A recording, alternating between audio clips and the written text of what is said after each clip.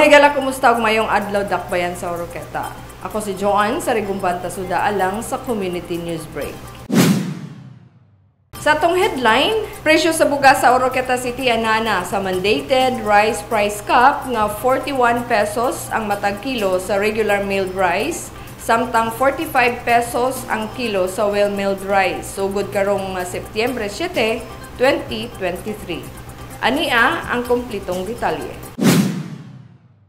Human gisuroy sa inspection team ang mga budiga ug tindahan sa mga bugas sa merkado publiko sa dakbayan sa Oroqueta sa pangagamhanang lokal uban sa Department of Trade and Industry kun DTI, Department of Interior and Local Government DILG, City Agriculture and Fisheries Office CAFO, City Economic Enterprise and Development Office CIDO, niadtong Setyembre 6, 2023 aron makita ang gidaghanon sa supply sa bugas sa dakbayan ug masiguro ang pagsunod sa gimando nga ceiling price alang sa regular ug sa well milled rice nga nalatid sa Executive Order number 39 nga gipirmahan ni Presidente Ferdinand Marcos Jr.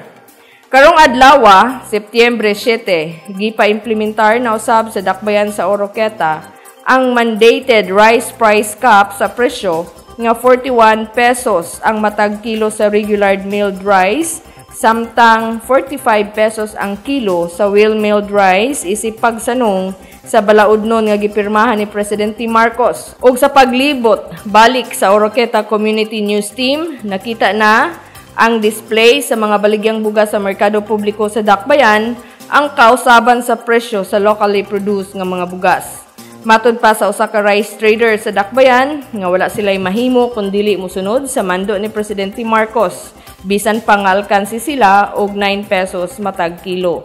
Tungod niini, base sa giluwatan ni CLGOO Ginny Villagonzalo nga nag-andam na ang Department of Social Welfare kun DSWD ug ang Department of Labor and Employment DOLE para sa posibleng ihatag nga assistance sa mga rice traders o retailers nga naapektuhan sa Executive Order 39.